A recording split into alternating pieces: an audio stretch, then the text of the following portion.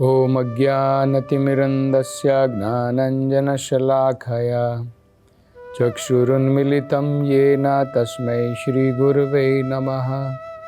नमो ॐ विष्णुपदाय कृष्णप्रेष्ठाय भूतले श्रीमते भक्तिवेदान्तस्वामिन् इति नामिने। नमस्ते सरस्वते देवे गौरवाणी प्रचारिणे निर्विशेषशून्यवादी पाश्चात्यदेशतारिणे।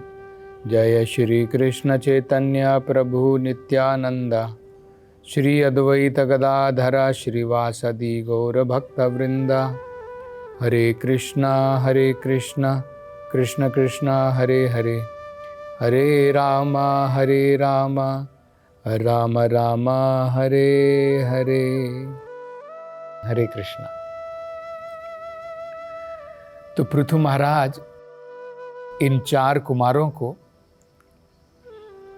बड़े ही आदर भाव के साथ में अत्यंत श्रेष्ठ शब्दों के साथ में उनका स्वागत करते हैं। उनको कहते हैं कि आप द्विजा श्रेष्ठ हैं, मतलब सभी प्रकार के ब्राह्मणों में भी सर्वश्रेष्ठ है। और वो कहते हैं कि आप मोक्ष धर्म जो होता है उसमें अत्यंत अनुभवी हैं, उसमें अत्यंत प्रवीण हैं, लेकिन फिर भी आप अपने रूप को एक बालक के रूप में रखते हैं। हमें पता है कि 4 कुमार हमेशा बालक के रूप में जो है उनका रूप रहता है। तो कुछ बड़ी महत्वपूर्ण जो बातें उन्होंने कही हैं। सबसे पहले तो वो कहते हैं कि आप द्विजा श्रेष्ठा हैं।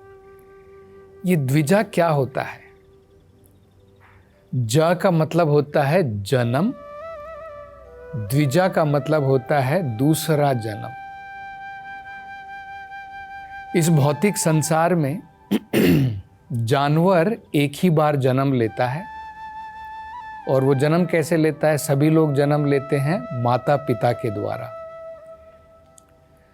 तो एक जन्म हम लोग भी मनुष्य जीवन में भी लेते हैं और जानवर भी एक जन्म लेते हैं माता पिता के द्वारा। तो उसमें तो कोई अंतर नहीं है। पहला जन्म सबका बराबर है। जानवर भी अपने माता पिता के द्वारा जन्म, मनुष्य भी अपने माता पिता के द्वारा जो है जन्म लेते हैं। तो ये दूसरा जन्म क्या होता है? मनुष्य जीवन में वेद कहते हैं हम दूसरा जन्म ले सकते हैं। वो कैसे? तो वेद कहते हैं जब गुरु के द्वारा हमें शास्त्रों का ज्ञान मिलता है, प्रदान होता है, जब हम वो प्राप्त कर लेते हैं गुरु की कृपा के द्वारा, तब हम द्विजा हो जाते हैं, हमें दूसरा जन्म प्राप्त होता है। तो पहले जन्म में हमारे भौतिक माता पिता होते हैं और दूसरे जन्म के लिए बताया गया है भगवान हमारे पिता और वेदों का ज्ञान जो गुरु प्रदान करते हैं वो हमारी माता। तो इसके द्वारा जब हमारी बुद्धि, हमारी चेतना, हमारा मन बदल जाता है तो उसे कहा जाता है हमारा दूसरा जन्म हुआ है। जब हम अज्ञान में जन्म लेते हैं वो पहला जन्म है, वो जानवरों का भी होता है। जब हमें ज्ञान की प्राप्ति हो जाती है गुरु के द्वारा, शास्त्रों के द्वारा, तो उसे दूसरा जन्म कहा जाता है। तो गुरु के द्वारा और शास्त्रों के द्वारा। तो उसे द्विजा कहते हैं। द्वितीय जन्म, जिसका दूसरा जन्म होता है, उसमें भी जो श्रेष्ठ होता है, द्विजा श्रेष्ठा, वो कौन होता है? जो भगवान का महान भक्त होता है।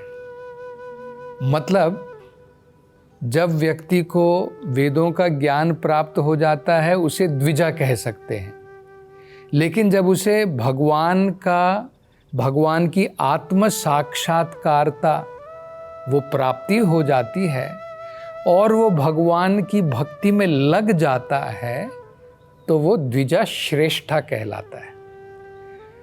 तो ये जो 4 कुमार हैं वो द्विजा तो थे ही, क्योंकि उन्होंने ब्रह्मा जी के घर में जन्म लिया, तो द्विजा तो हैं। लेकिन जब वो भगवान की भक्ति में लग गए तब वो द्विजा श्रेष्ठा बन गए। ब्राह्मणों में भी उत्तम, जो ब्राह्मणों में भी उत्तम होता है उसे कहते हैं वैष्णव या द्विजा श्रेष्ठ। तो इनके बारे में वो क्या बता रहे हैं? पृथु महाराज कह रहे हैं कि आप मोक्ष धर्म में अत्यंत अनुभवी हैं। जनरली लोग जो हैं मोक्ष की तरफ ध्यान भी नहीं देते हैं। लोग किस चीज में लगे हैं? धर्म, अर्थ, काम। धर्म लोग उसका पालन क्यों करते हैं? अर्थव्यवस्था के लिए। जनरली आप देखेंगे अपनी इच्छा पूरी करने के लिए लोग जो है मंदिरों को जाते हैं, चर्च में जाते हैं और गुरुद्वारों में जाते हैं, भगवान से मन्नत मांगते हैं कि हे भगवान मेरी ये इच्छा है, ये पूर्ण कर दो। मतलब क्या है? धर्म का प्रयोग लोग जो हैं अपनी आर्थिक व्यवस्था सुधारने के लिए करते हैं। तो धर्म, अर्थ और आर्थिक व्यवस्था अच्छी होगी तो आप क्या कर सकते हैं? आप अपनी काम वासनाओं को पूर्ण कर सकते हैं, इच्छाओं को पूर्ण कर सकते हैं, काम की तृप्ति कर सकते हैं। तो धर्म, अर्थ, काम। मोक्ष के बारे में तो कोई जनरली सोचता भी नहीं है। तो ये जो 4 कुमार हैं ये धर्म, अर्थ, काम से परे हैं और मोक्ष धर्म में भी अत्यंत अनुभवी हैं, अत्यंत प्रवीण हैं। तो इसलिए इनके बारे में ऐसा बताया गया है। तो और क्या कहते हैं कि आप जो हैं, आपने मोक्ष धर्म में अनुभवी होने के पश्चात भी अपने रूप में आप केवल जो है एक बालक का रूप आपने धरा हुआ है। तो बालक के रूप में उन्होंने क्यों ऐसा किया है? वो बालक के रूप में क्यों रहते हैं? प्रश्न उठ सकता है।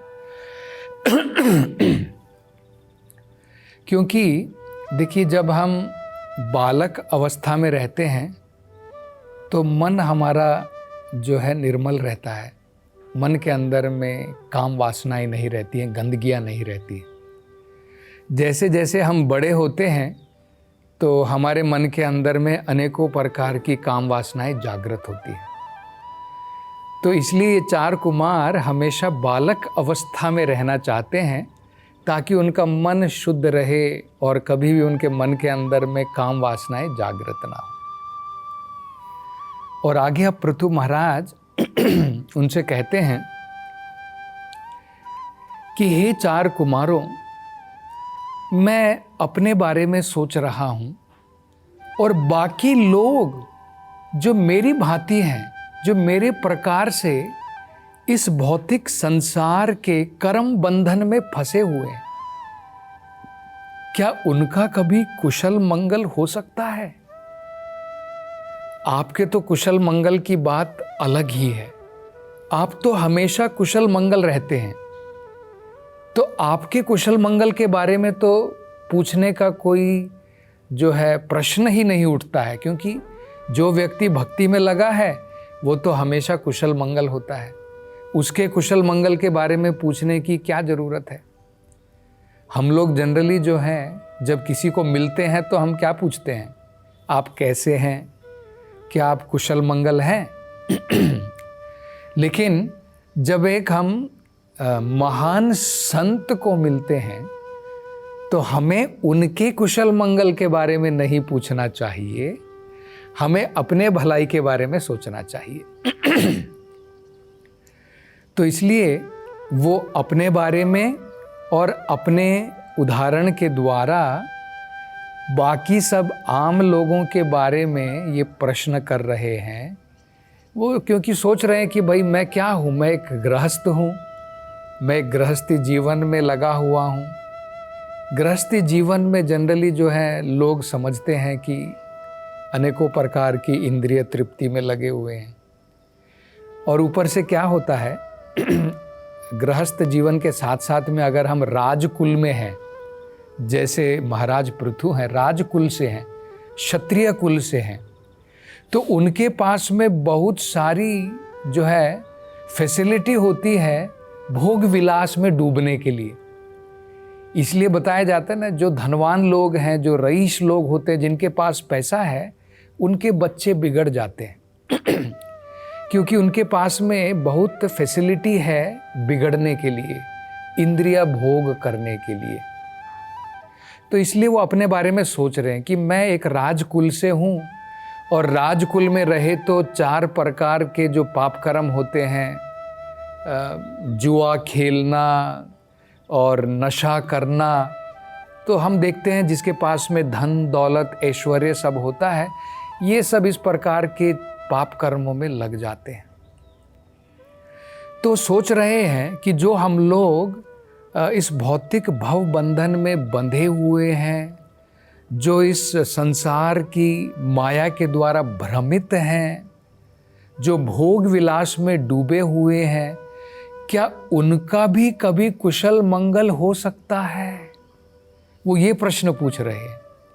क्या मेरे जैसे व्यक्ति का जो गृहस्थ जीवन में डूबा हुआ है, मेरे जैसा व्यक्ति जो राजकुल राजघराने से, जिसके पास में अनेकों प्रकार की फैसिलिटी है कि भाई अनेकों प्रकार के पाप कर्म कर सके, ऐसा प्रकार का व्यक्ति, क्या उसका कभी कुशल मंगल हो सकता है? ये प्रश्न जो है वो 4 कुमारों से पूछ रहे हैं। तो इस बारे में प्रभुपाद जी एक छोटी सी कथा बताते हैं कि ये बिल्कुल सही है कि जो लोग धन दौलत वाले होते हैं, जिनके पास में ऐश्वर्य है भौतिक, वही लोग ज़्यादातर जनरली जो है अनेकों प्रकार के पाप कर्म में लग जाते हैं। एक बार एक साधु महात्मा ने 4 अलग अलग प्रकार के लोगों को 4 प्रकार के आशीर्वाद प्रदान किए, सबके लिए अलग अलग आशीर्वाद दिया।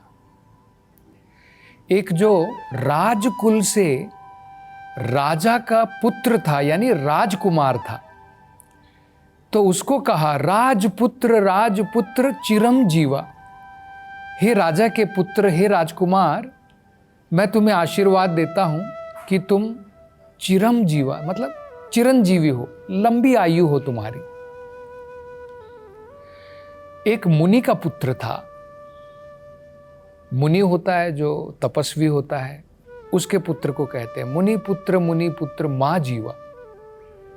तुम जो है अब तुम्हें अधिक जीने की कोई जरूरत नहीं है, ये शरीर का त्याग कर दो, वो बेहतर है, मैं वही आशीर्वाद देता हूं। और एक कसाई था। कसाई को वो जो है आशीर्वाद देते हैं, वो कहते हैं माँ जीवा माँ मरा। वो कहते हैं तुम जियो भी मत और मरो भी मत, दोनों एक बराबर है।